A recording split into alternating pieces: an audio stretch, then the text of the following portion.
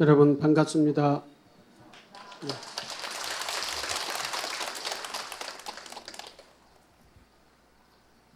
또 한 달이 지나갔습니다. 올해도 이제 6월 달이 이번 법회가 지나가면은 6월 달도 가게 되고 7월 달이 오게 되는데 딱 반으로 접어드네요. 늘 조계사 법회 오면은 세월이 이렇게 또 한 달 지나갔는가 하는 그런 생각을 하게 됩니다. 이렇게 빨리 지나가는 세월 속에서 저희들은 뭘 하고 있는지 각자 한번 저희들의 삶을 되돌이켜 봐야 될 그러한 시간입니다. 날씨가 덥죠? 어제보다는 조금 나은 기온인데 오늘 저 남부지방에서부터 어제 저녁에 비가 좀 많이 내렸는가 별로 그 나무에 그 목마름을 다 해소시키는 그런 비는 이 서울 쪽 중부지방 쪽은 아닌 것 같습니다. 그래서 조금 더 비가 내려야 될 그러한 필요가 있고 저 산중의 사찰에 보면은 계곡물을 이게 받아서 식수로 사용을 하는데 벌써 비다운 비가 3개월 정도가 안 내리고 있는 중이에요. 그래서 그 계곡물을 받아서 식수로 사용하는 산중 사찰들이 지금 가물어서 식수가 없어 참 고충을 겪고 있는 그런 그런 상황입니다. 금방 요 북한산만 가더라도 북한산 중턱에 있는 사찰들이 많이 있는데 그런 사찰들이 앞으로 한 일주일만 더 비 안 오면은 모든 물들이 식수들이 이제 고갈된다 그렇게 얘기를 하고 있습니다. 참 빨리 비가 와야 되고 오늘 저녁이라도 먹을 물만이라도 좀 내려줬으면 좋겠다 하는 그런 생각이 되고 그 전에 전국에 농사를 짓는 그 농촌에는 모내기를 하지를 못했습니다. 뉴스에서 다 보셨겠습니다만은 모내기를 했다 하더라도 지금 비가 안 와가지고 논에 물을 댈 수가 없어서 논이 다 말라가지고 이렇게 거북등처럼 갈라져 있습니다. 그러한 농작물을 보는 농부들의 심정은 어떻겠습니까? 마음이 타들어가는 것이죠. 그게 1년 농사라고 해서 1년 농사 지어서 이렇게 한 해 한 해 먹고 사는데 농사를 짓지 못하면은 저렇게 되면은 어떻게 될까요? 그 농부들의 마음을 저희들이 어떻게 이루하고 그 마음들을 만져줘야 될 것인지 한번 국가적으로 사회적으로 또 우리 개개인적으로도 깊이 생각을 하고 같이 염려를 해야 되는 거 아닌가. 그런 모든 것을 다 해결할 수 있는 것은 비입니다. 비가 오도록 여러분들도 오늘 초이틀 신중 기도 이틀째죠. 기도를 하면서 나만 복을 많이 받게 해주십시오. 이런 것뿐만 아니라 모든 세상 사람들이 가뭄에서 해결될 수 있도록 사람들뿐만 아니라 식물들도 있고 동물들도 그렇고 지금 물에서 사는 고기들이 전부가 다 떼죽음을 당하고 있지 않습니까? 이러한 상황에서 저희 불자들은 어떻게 무엇을 해야 되는지 한번 이렇게 성찰을 해봐야 되는 그런 상황입니다. 우리는 지금 현재 할 수 있는 것은 비가 빨리 내리라고 기도하는 것밖에 없죠. 그리고 그 이후에 이제 농부들한테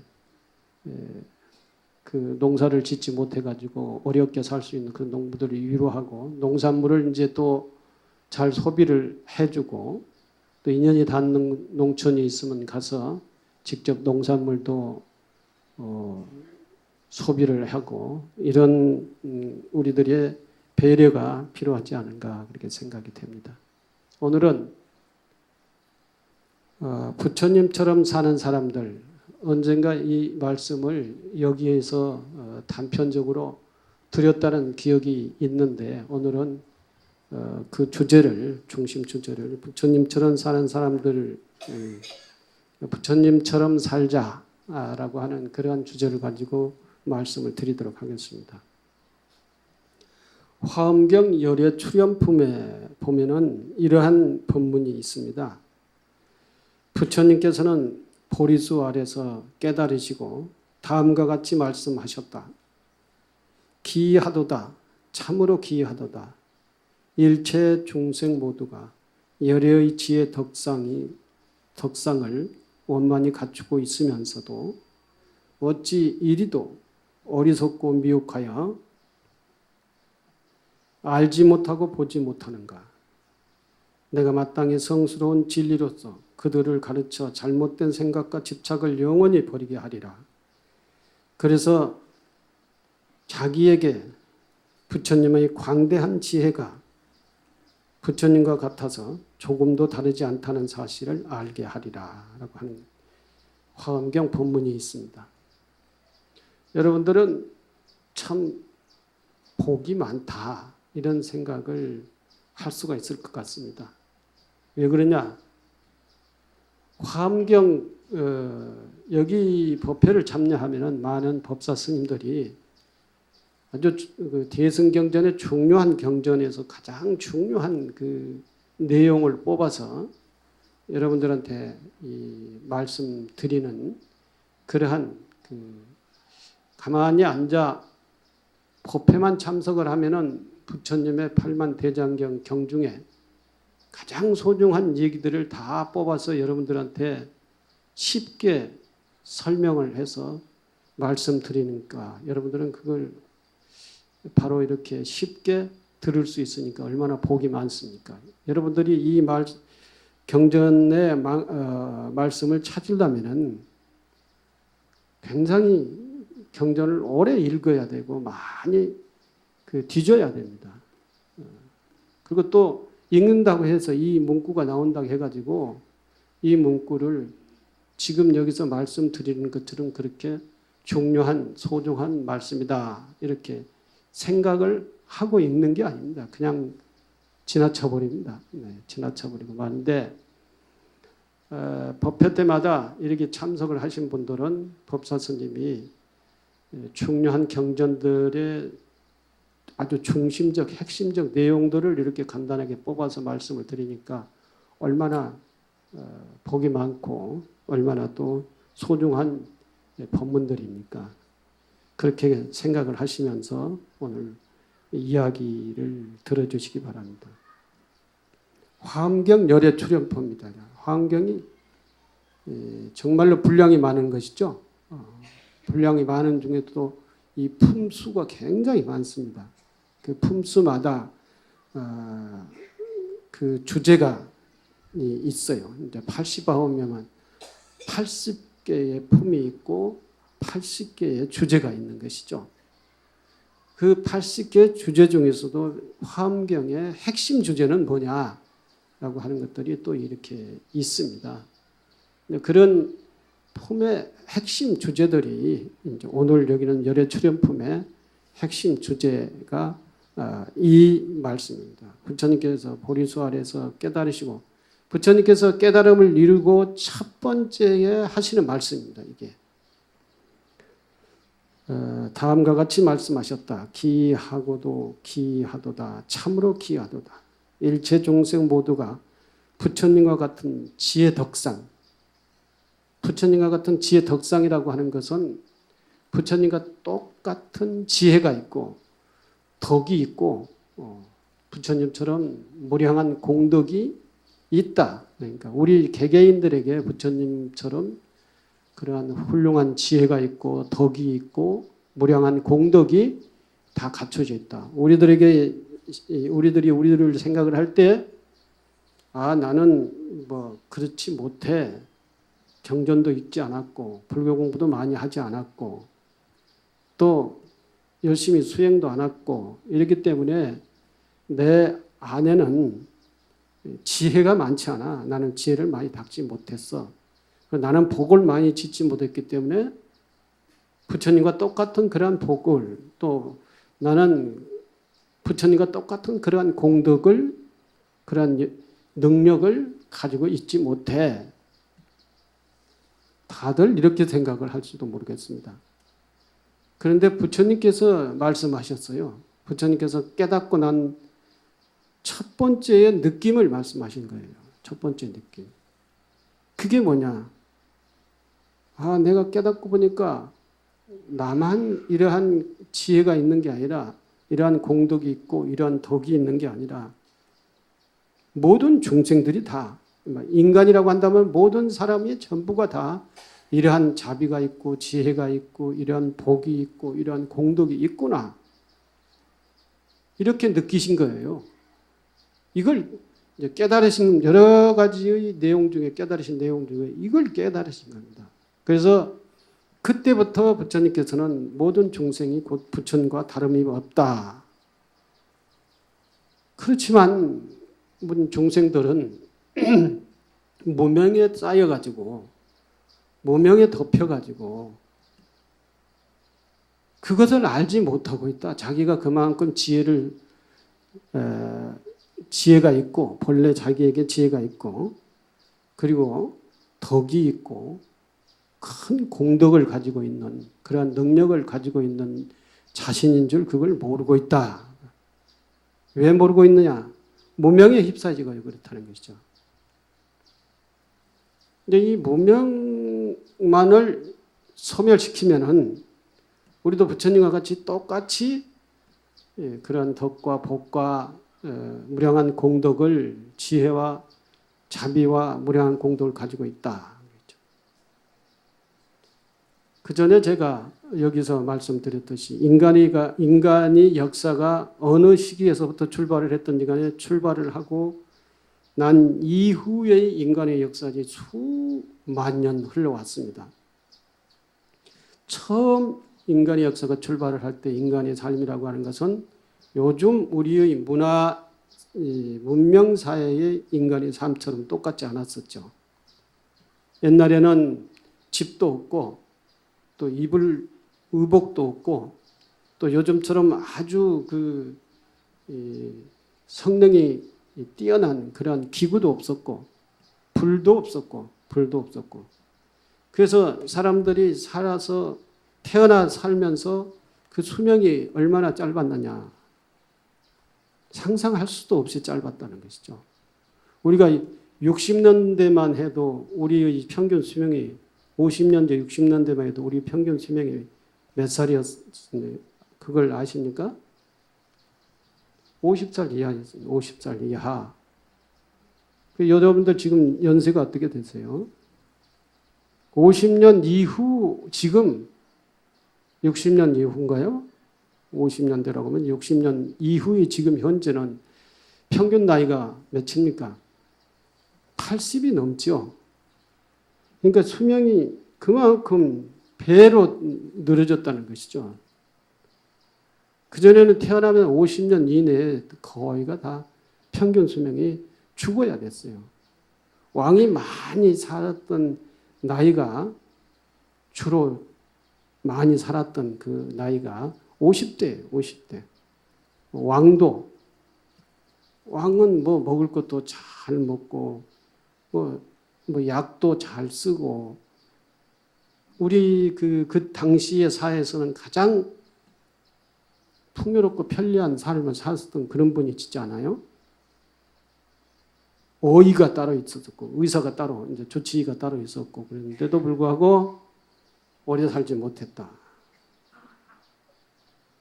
그만큼 그때는 인간의 역량이 문화 역량이라고 할 수 있을까요? 우리 인간 사회에 인간의 역량이 그만큼 떨어져 있었다는 것이죠.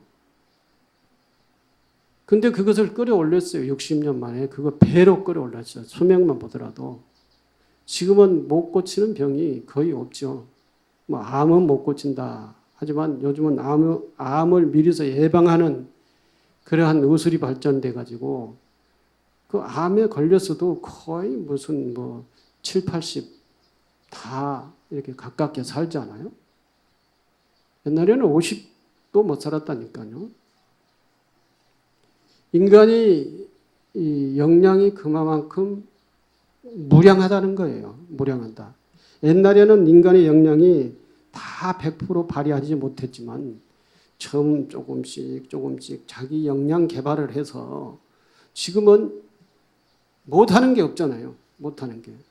저 달나라에도 가고 우주에도 날아다니고 뭐 과학적으로 개발한 것들이 수없이 많잖아요.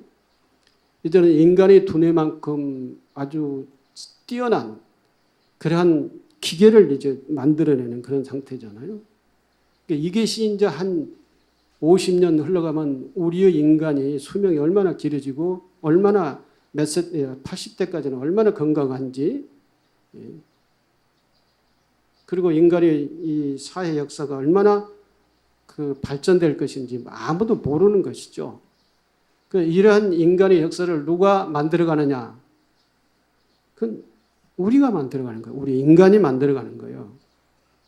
이처럼 우리 사회가 정말로 무한하게 끝없이 발전되어 가는 것은 인간이 그것을 만들어 왔다는 것이죠. 우리 모두가 함께 만드는 거예요. 우리 모두가 함께 만드는 이 사회, 문명 사회는 그만큼 만든 사람들의 역량이 뛰어나다는 거예요. 근데 여기서 그치는 게 아니라 더 한없이 이 사회는 발전돼 나가는 것이죠. 변화돼 나가는 것이죠. 그것을 누가 주도하고 있냐? 인간이 주도하고 있다는 것이죠. 그러니까 인간의 역량이라고 하는 것은 얼마나 뛰어나요? 한량이 없죠. 무량하죠. 이것만 보더라도 부처님 말씀이 딱 맞잖아요. 인간의 지혜와 인간의 그 공덕은 끝이 없다. 끝이 없다. 자기 인성을 개발을 해서 자기 역량을 개발해서 자기를 발전시키면은 부처님과 똑같은 존재다라는 거예요. 우리 개개인은 나는 컴퓨터도 못해. 나는 글도 못 읽어. 나는 영어도 몰라. 나는 과학이 뭔지도 몰라. 이렇게 생각을 하지만 이 시대는 우리가 살아가지 않았습니까? 이 시대에 발맞춰서 살아가고 이 시대에서 더 풍요롭고 편리하고 더 행복하게 살고자 노력을 하고 그렇게 희망을 걸고 기대를 걸고 가지 않아요? 그건 뭐예요? 우리 스스로가 우리가 그렇게 잘 살 수 있다라고 하는 것을 믿고 있는 거예요. 우리 역량을 믿고 있는 겁니다. 그렇기 때문에 우리는 기대를 걸고 꿈을 꾸는 거예요. 이 화엄경 열애 출연품의 부처님 말씀이 딱 맞다는 것입니다. 부처님과 하나도 다를 바 없는 그러한 지혜와 공덕을 가지고 있다. 이걸 믿어라. 그렇죠? 믿어라. 다만 우리가 어리석어서 우리 스스로가 어리석어서 어리석다고 해가지고 금이 이 흙덩어리로 묻혀있다고 해서 금이 아니냐. 흙덩어리만 다 깨끗이 제거해 놓으면 순금이 그대로 있다는 것입니다. 순금이 그대로 있는 거예요. 그 금의 가치는 떨어지지도 않는 거예요. 그 금은 변하지도 않는 거예요. 우리 인간의 지혜덕장이라고 하는 것은 부처님과 똑같다는 것입니다. 다만 그 순금을 우리가 흙을 씻어내고 순금을 재련해내지 못한 우리가 수행을 통해서 기도를 통해서 우리의 인성을 우리의 이 불성을 우리가 닦아내지 못했다는 것이죠. 그래서 그것이 손금으로서 드러나지 못하고 있는 것뿐이다. 그러나 없다고는 하지 마라. 있다라. 그것을 믿어라. 라고 하는 것이 우리 부자들의 믿음의 제일 핵심이에요. 믿음의 제일 핵심. 그걸 믿어라. 우리 딸을 낳아놓고 우리 아들, 딸이 훌륭한 사람이 될 거다라고 하는 것을 누구나 기대를 걸듯이 기대를 안 거는 사람은 없잖아요. 다 기대를 거는 거예요. 그리고 그 아들, 딸들이 열심히 노력을 하면 훌륭한 사람이 실제 될 수가 있는 거예요. 물론 요즘 사회 구조가 잘 사는 사람들만 훌륭하게 되고 못 사는 사람들은 개천에서 영을 날 수가 없는 시대다 이렇게 얘기를 하고 있지만 물론 그런 그 사회 구조가 있어요. 이런 평등한 구조가 아닌 것은 분명히 있어요. 이것마저 우리는 극복을 하고 우리를 개발을 해야 된다는 것입니다. 누가 이것을 해주지 않아요. 아무도. 우리는 그런 역량이 있기 때문에 그렇게 노력을 하면 될 수가 있어요. 이걸 믿어야 된다는 것이죠. 이러한 희망이 없으면 우리는 살 수가 없어요. 고통스러워서. 이러한 믿음이 없으면 우리는 살 수가 없습니다. 우리가 잘 될 수 있다. 우리가 행복하게 살 수 있다. 우리 자식들이 훌륭하게 성장을 해서 훌륭한 삶을 살 수 있다는 이러한 믿음이 없으면 우리는 이 세상에서 하루도 살 수가 없는 거예요. 이 말씀을 해 주셨어요. 부처님께서는. 그리고 이렇게 사는 방법이 뭐냐. 이 공덕을 그대로 쓰면서 살 수 있는 방법이 뭐냐. 그 다음에 말씀하신 것이 부처님처럼 살아라. 부처님처럼 살아라. 부처님처럼 사는 사람들이 어떤 사람인가? 좀 더 안내를 해드리면 부처님은 내 안에 법신으로서 객관적인 진리로서 영원히 존재한다. 그래서 내 안에 불성으로서 존재하고 또는 객관적인 진리로서의 법신으로서의 부처님은 존재한다는 것이죠. 내가 부처님처럼 살 때 부처님은 내가 사는 그 각자의 마음과 삶의 현장에 계신다는 것입니다. 내가 부처님처럼 살면 내가 스스로가 부처이고 내 삶의 현장에 부처님이 계신다는 것이죠. 그것이 법신불로서의 계시고 내 스스로가 자성불로서의 사는 것이죠. 이걸 우리는 소중하게 이해를 해야 됩니다. 이해를. 이게 부처님처럼 살면은 우리는 미망에서 벗어난다. 미망에서. 무명에서 벗어날 수가 있다라고 하는 거예요. 부처님처럼 사는 삶이 그러면 어떤 삶이냐라고 하는 것이 이제 여기에 이제 한 가지 사례로 들어보면은 전신마비로 이제 교통사고가 났는데 그 사람이 전신마비가 됐어요. 아들이에요. 침상에 누워 지내던 아들을 일으켜 세운 아버지가 있다.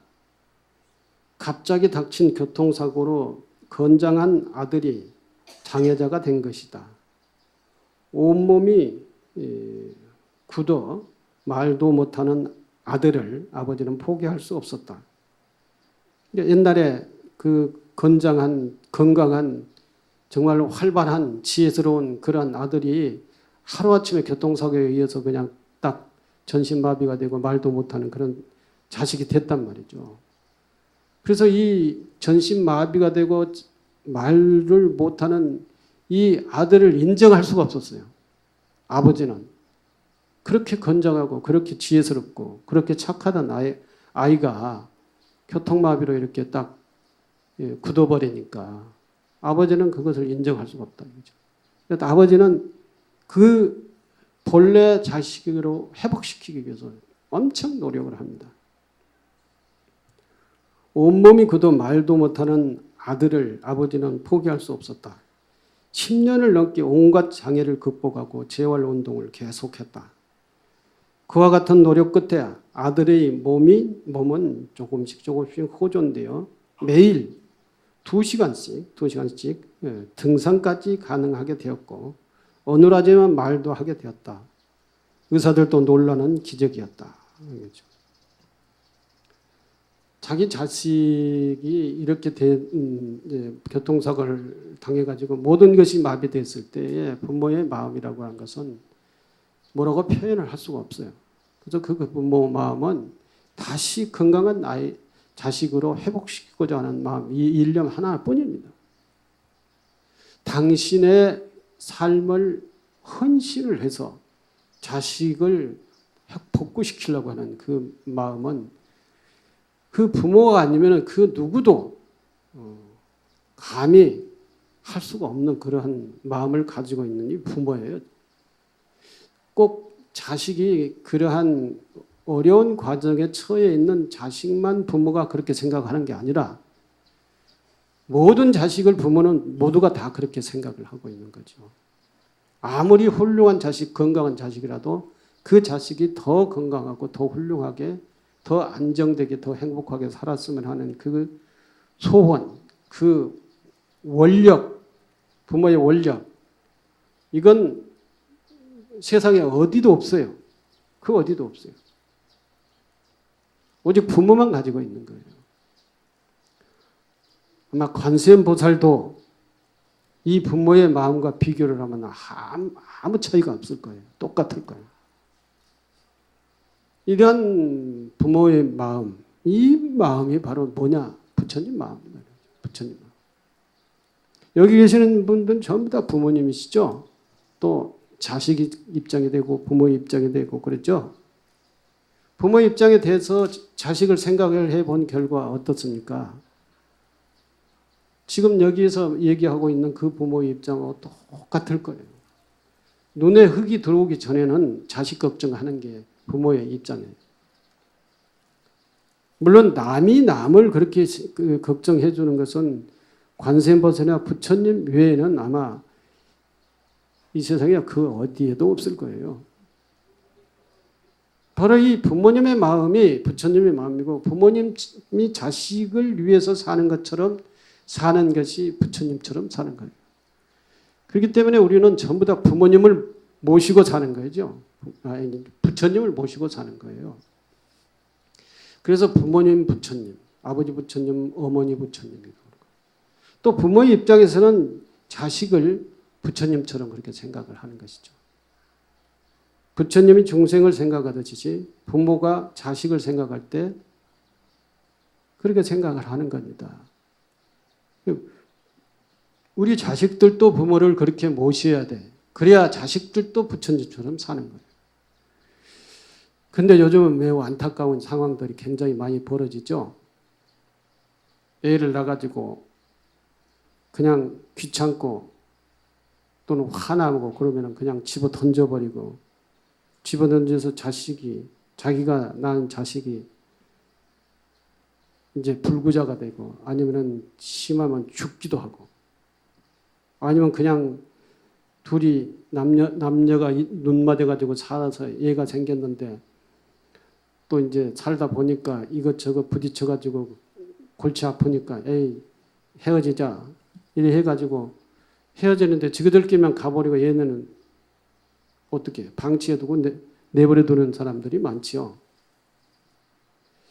이러한 그 사고방식과 이러한 성격으로 살다 보니까 이제 우리 개인 이기주의적인 성격이죠. 자기밖에 모르는 자식을 자기가 낳고도 그 자식을 자기가 귀찮으면 내팽개치는 이러한 부모들이 이제 많게 됐다는 것입니다. 이러한 사회들이 꽤 오래 전부터 흘러왔잖아요. 꽤 오래 전부터. 그래서 그 역사가 좀 몇십 년 돼요. 옛날에는 전혀 이제 그렇지 않았는데, 요 이제 현대 사회에 들어오면서 개인 이기주의라고 하는 이러한 사고 방식이 많이 발전이 됐죠. 그리고 그게 이제 서구 문물이 들어오면서 개인 이기주의적인 사고가 많이 발전이 됐죠. 그게 서구 사회에서 가장 개인 이기주의를 근거를 제시한 것이 기독교예요. 기독교는 자기 신 아니면 믿지 마라. 자기 신을 믿지 않는 사람은 전부 다 이단으로 생각을 하잖아요. 오직 자기네들 것 아니면은 우리 것이 아니면은 침공해서 우리 것으로 만든다라고 한 것이 했기 때문에 십자군 전쟁들이 있고 지금도 중동에서는 계속적으로 전쟁을 일으키잖아요. 그것이 자본주의의 근본 사상을 제공을 해서 오늘날 이 자본주의 사회가 물신주의, 그러니까 물질 가치 중심, 인간 가치 중심이 아니라 물질 가치가 중심이다 이거죠. 물질 가치 중심이 되니까 인간의 가치를 소홀히 해버리는 거죠. 부모도 뭣도 다 이렇게 제껴버리는 것이죠. 자식도 제껴버리고 자식이 부모를 제끼는 것이고, 그러느니 부모 자식 간에도 그러는데 다른 사람들은 오직 하겠어요? 그러나 부처님은 불교의 법은 그렇지 않다는 거예요. 이것이 있으면 저것이 있고 이것과 저것이 서로 결합해서 새로운 것을 탄생시키고, 또 여러 상황들이 여러 개체들이 서로 관계를 통해서 조화를 이루고 그리고 훌륭한 문화를 만들고, 이러한 그 사상적 논리를 제공하는 불교는 절대 전쟁을 하지 않았다. 남을 죽이지 않았어요. 남의 것을 빼앗지 않았어요. 배척하지 않았어요. 이런 불자, 이 사상을 믿는 불자들은 절대 부모를 잘못해야 되고 자식이 부모를 잘못이고 부모가 자식을 잘 교육시키고 성장시켜야 되는 것이죠. 부모와 자식 간의 가장 가까운 사이의 관계가 잘 형성이 되어야 된다는 것입니다. 이 가까운 사이에 관계를 잘 형성이 돼 형제 간에도 그렇고, 뿐만 아니라 우리는 모든 사람들과의 서로의 관계를 행복한 관계, 자비스러운 관계를 가져야 된다는 것이죠. 이게 부처님처럼 사는 모습이에요. 부모와의 관계, 자식과의 관계, 형제와의 관계, 그리고 모든 사람들과의 관계를 자비스러운 관계, 이 관계를 잘 터서 잘 유지하고 사는 것이 부처님처럼 사는 것이다. 이게 불교의 사상대로 사는 거예요. 인간뿐만 아니라 짐승들과도 그렇게 되는 거예요. 많은 생명들과도 그렇게 되야 된다는 것이죠. 뿐만 아니라 자연과도 그런 관계를 가지고 살아야 된다. 것입니다. 우리 인간이 우리 육신에 존재하는 그 환경 기반 조건이 뭡니까? 모든 자연, 지금 비가 안 오니까 난리지 않습니까? 농사도 안 되고 먹을 물도 안 되고 간척지 개발해놨던 그 농토도 이제는 위에서 비가 와가지고 자꾸 그 땅을 이렇게 희석시켜줘야 되는데, 이 바닷물, 짠물을 희석시켜야 되는데 비가 안 오니까 민물은 다 올라가고 밑에서는 짠물이 올라오니까 뭐 심어놔 봐야 뭐가 다 죽잖아요. 이 인간 생명만 그러는 게 아니라 모든 생명들이 비가 한번 물이 없으면은, 자연의 현상 하나가 없으면은 모든 생명들이 다 존립이 기반이 무너진다는 것이죠. 우리 인간의 존립의 기반은 부모와 나와, 형제와 나와, 이웃과 나와, 농민과 나와, 또는 모르는 사람들의 모든 생산자들과 나와 관계를 통해서 우리는 우리 사회 생활을 하게 되는 거예요. 그런데 그렇게 관계를 통해서 살아가는데 자연과에도 관계를 통해서, 공기가 여기 아주 미세먼지가 많으면 여러분들 뭘 하고 다니세요? 마스크를 하고 다니죠. 마스크가 편합니까? 아주 불편하죠. 마스크 한다고 그게 그 문제에서 다 해결을 하니까. 대기 환경만 나빠져도 우리는 우리 생명이 존립이 위협받는 거예요.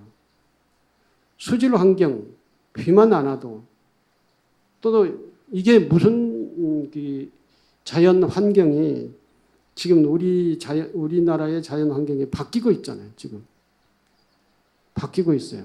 어떻게 해요? 이제는 올 때는 폭우, 폭염, 폭설, 또 폭풍, 폭한, 추울 때는 엄청 춥고, 더울 때는 엄청 덥고, 비 올 때는 엄청 오고, 안 올 때는 이렇게 가물고. 이게 이 자연 환경이 이렇게 바뀐 게 뭐예요? 다 우리 인간이 그렇게 살았기 때문에 그러는 거예요. 미국 대통령이 누구예요? 그 양반은 파리 지구환경협정에서 탈퇴한다고 그랬죠.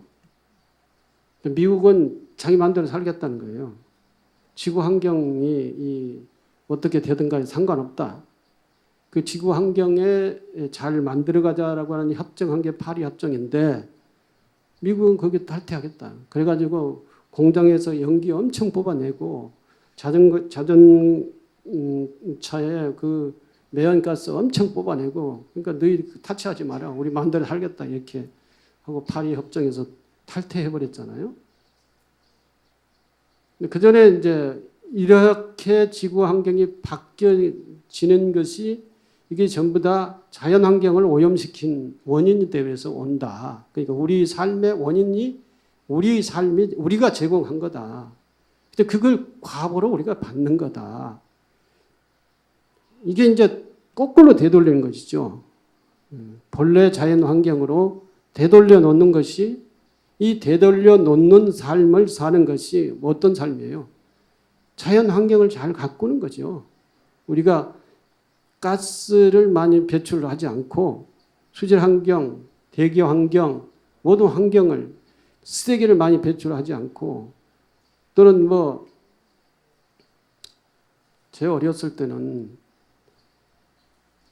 목욕을 초등학교 때만 해도 목욕은 집에서 한 기억이 없어요. 그런 환경에서 살았기 때문에 시골 환경에서 살았기 때문에 목욕하면은 여름에 저수지에 가가지고 맥 감는 거 그거 외에 기억이 없어요. 저 초등학교 때. 근데 그때는 그렇게 살았어요. 그래서 머리를 안 감아가지고 머리에 그 새똥이 앉아서 긁어내면은 손톱 밑에 가득 긁어내었어요. 물론 위생 환경에 좋지 않게 있죠. 지금 요즘 어떻습니까? 하루도 샤워하지 않으면 안 되잖아요. 샤워하지 않으면은 하루가 지나가잖아요. 그렇지 않는 사람도 있고 그런 사람도 있겠습니다만 물을 어떻게 써요? 옛날에 우리 하루에 물을 페트병 하나면은 다 하루 종일 살 수도 있잖아요. 채소도 그걸로 하고 먹으면 그걸 먹고 옷은 새카만 저기가 때가 보여야 가서 빨래하고 그랬는데 그래서 살았어요. 그렇게 살자는 얘기가 아니라 물을 아껴 쓰고 살 수 있다는 것이죠. 근데 물을 엄청 쓰니까 댐을 많이 만들어서 물을 가둬놔도 이 수도로 엄청 쓰니까 우리가 하루에 어떤 사람들은 2번 샤워 요즘 더우니까 샴푸로 머리를 감는데 얼마나 물을 많이 쓰니까 그 샴푸에서 전부 다 흘러내리는 게 전부 다 수질을 오염시키는 거 아니에요? 그래서 결국은 우리의 어족 자원에도 오염시키고 그걸 우리가 잡아다 먹고 또 지구 환경도 오염시켜서 이처럼 비가 올 때는 오고 안 올 때는 그냥 아주 가물고 이런 것이 전부 다 우리 삶의 결과물로 인해 가지고 이렇게 나타난다는 것이죠. 부처님처럼 사는 사람들은 어떻게 살아야겠어요? 물도 아껴 쓰고 자동차 배기가스도 줄이고 이러한 자연 환경을 오염시키는 것을 자기 생활에서 많이 줄이는 거예요. 이것만 가지고도 모든 지구 환경의 생명이 건강하게 살 수 있는 것을 조건을 제공하는 거예요. 이게 자비야, 자비. 다른 사람들에게 물건 이렇게 자비심으로 나눠준 것만이 자비가 아니라 정말로 큰 자비는 이처럼 지구 환경을 정말로 청정하게 가꾸면서 모든 생명의 조건들이 정말 푸른 생명의 조건으로 가꾸는 것이 이게 자비야, 자비.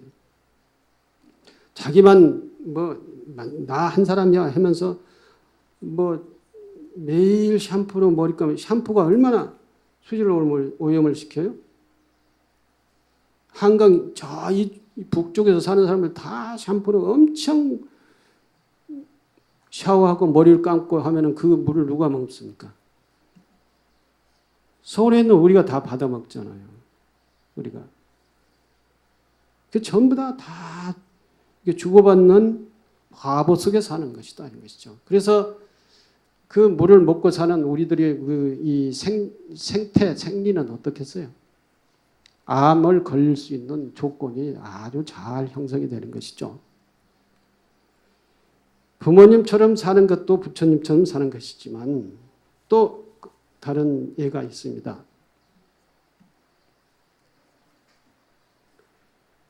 대부분의 부모님들은 자식이 나쁜 길을 빠져들어 방황할지라도 절대 포기하지 않는다. 반드시 제자리로 돌아올 것이라는 믿음을 가지고 또 기다린다. 마치 오용락에 빠져 살고 있는 중생들 곁에 항상 머무시며 언제든지 새롭게 시작할 수 있다고 일깨우는 부처님처럼 넘어지고 다치고 때론 수렁에 빠지고 하는 게 인생살이다. 그때마다 무한한 사랑과 신뢰로 그리고 헌신으로 묵묵히 곁을 지키는 우리들의 부모님의 삶이 부처님처럼 사는 삶이다 라는 것이죠. 여러분 다 부처님이에요. 자식 낳고 살면 사람들은 거의가 다 부처님처럼 살아야 되는 거죠. 속은 얼마나 썩습니까? 아마 자식 때문에 신경 써가지고 위장병도 다 아마 위 벽이 다 헐었을 거예요. 그래도 삶 견디면서 자식을 위해서 이제 헌신을 하면서 살고 있잖아요.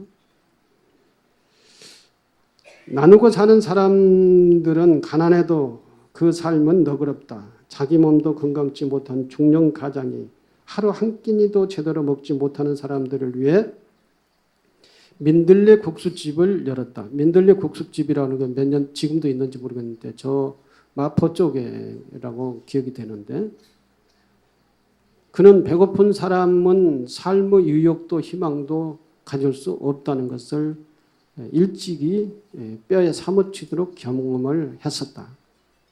그 사람이 장애인이에요.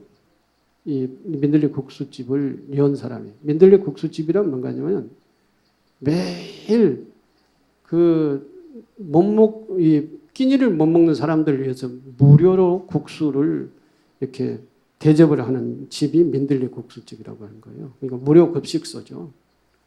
근데 그 국수집 주인이 장애인이라는 거죠. 장애인. 자기가 장애인으로서 살면서 배고픈 걸 경험을 했었죠. 그 배고플 때는 아무 의욕도 없다는 거예요. 삶의 의욕도 없고 무슨 일을 하고자 하는 의욕도 없더라. 그래서 배가 불러야 된다. 일단 먹어야 된다는 거죠. 가장 우리 인간의 삶의 기본 조건이 먹는 거니까. 그래서 먹지 못하는 사람들, 굶는 사람들을 위해서 민들레 국수집을 열었다는 것입니다. 그래서 그는 거리를 떠도는 노숙자들에게 줄인 배를 국수로 채우고 새로운 삶의 의욕을 가질 수 있도록 매일 밥상을 차린다. 날마다 식사 때가 되면 줄인 배를 채우기 위해 사람들이 국수집에 모여들었다. 이 소식이 주변에 알려지자 민들레 국수집 집엔 밤새 몰래 식재료가 갖다 놓고 가는 익명의 후원자들이 생겼다. 이 사람들이 처음에는 자기가 어떻게 이렇게 보조를 받아가지고 민들레 국수집을 하루에 50그릇씩 하다가 나중에는 이제 이것을 알려지는 이웃 주민들이 저 사람은 장애인이면서 돈도 벌지 못하면서 어떻게 무료 국수집을 하느냐. 우리도 좀 도와야겠다 하면서 어떤 사람은 배추 한 몇 다발을 사다가 저녁에 그 국수집에다 갖다 놓고 가고 어떤 사람은 국수를 한 몇 다발을 사다가 갖다 놓고도 가고 어떤 사람은 멸치를 한 포대 갖다가 이렇게 갖다 놓고 가는 사람도 있고 어떤 사람들은 또 이제 이렇게 그 국수를 끓여서 그 제공할 수 있는 식재료 이런 것을 갖다가 몰래 저녁 때면은 그렇게 이 식당 앞에다 갖다 놓고 아침 보면은 그렇게 있는 거예요. 그래서 이 사람들은 그걸 모아가지고 이제 다시 또 무료 국수를 끓여서 이제 배식을 했어요. 날마다 식사가 때가 되면 줄임배를 채우기 위해 사람들이 국수집으로 모여들었다. 이 소식이 주변에 알려지자 민들레 국수집엔 밤새 몰래 식재료를 갖다 놓고 가는 익명의 후원자들도 있고 또 든든한 후원자인 아내가 있었다. 자기 아내가. 나누려는 사람들이 따뜻한 마음이 담긴 밥상은 시리에 빠진 이들에게 새로운 삶의 희망의 용기가 되었다. 인색한 사람들은 나눌 것이 없다고들 한다. 하지만 나누고자 하는 마음이 있으면 어려운 일도 얼마든지 할 수 있는 일이다. 괜찮아, 다 잘 될 거야. 진심 어린 위로만으로라도 힘이 된다.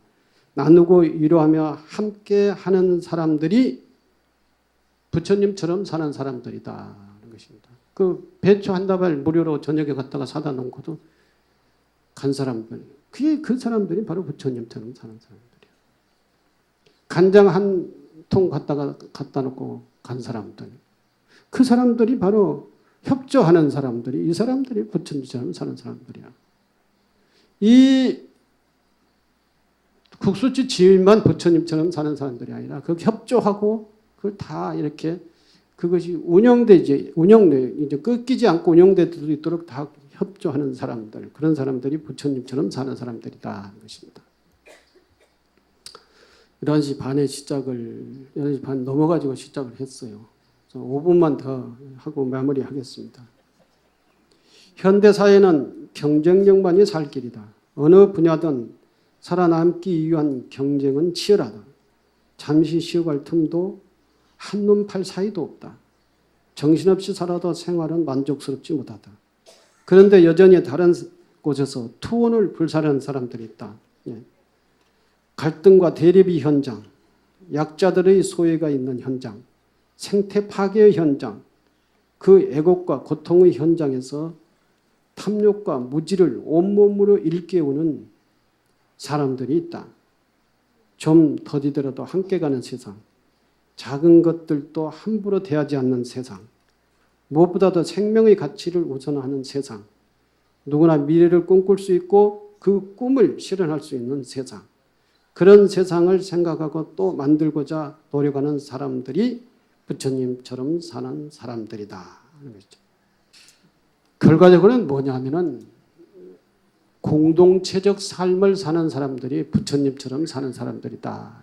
그러니까 자기 개인만을 생각하면서 자기만 생각하면서 사는 사람들, 자기 발밑에만 바라보면서 사는 사람들이 아니라 좀 널리 보면서 이 사람 저 사람도 살펴보면서 좀 자비를 베풀면서 그리고 마음도 나누고 또 내가 가지고 있는 것들이 있으면 조금씩 그 나누어 쓰고 이렇게 마음을 쓰는 사람들이 부처님처럼 사는 사람입니다. 이 사람들이 결국은 여러분들 뭘 받고 하죠?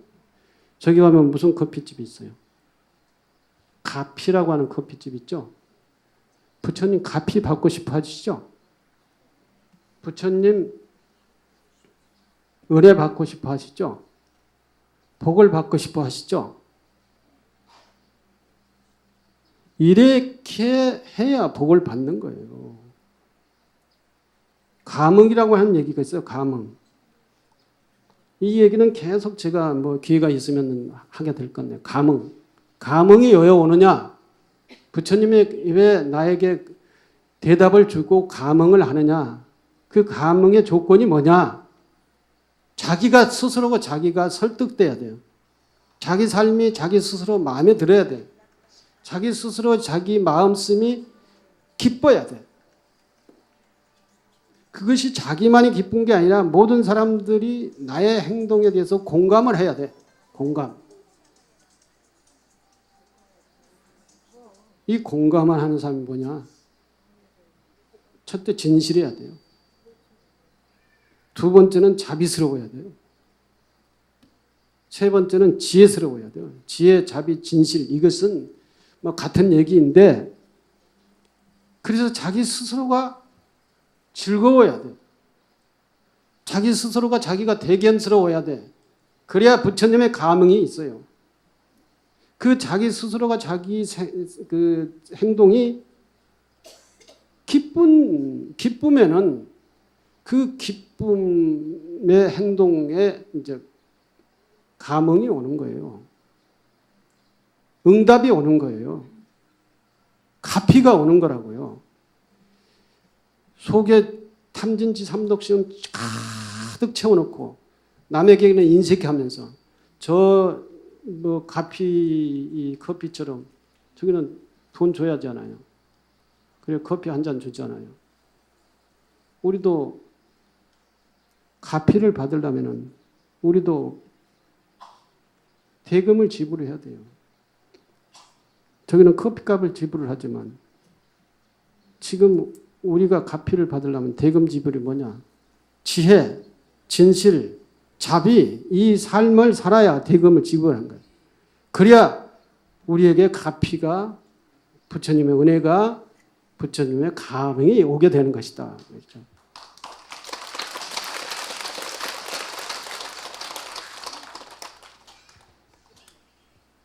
공감을 해서 박수 치는 거예요. 아니면은 김영창이 돼가지고 아 이것은 이 대목에서는 박수 쳐야 돼 해서 박수 치는 거예요. 그게 안 되면은 감흥이나 가피, 은혜가 없어요. 자기가 스스로 자기가 설득돼야 되고 객관적으로 많은 사람들이 내 삶을 공감을 해야 돼. 공감. 그러면은 자비, 지혜, 뭐라고 했지? 진실한 마음, 자비스러운 마음, 지혜스러운 마음으로 살아야 된다는 거죠. 그게 그 마음이 있으면은 나누고자 하는 마음이 생기는 겁니다. 그러면은 자기 건강도 회복이 돼요. 자기가 스스로의 공감을 하니까 자기 혈액순환도 잘 되고 자기 병도 나아요. 이게 기도의 감흥이라고 하는 거예요. 네. 오늘 여기까지 하겠습니다. 감사합니다.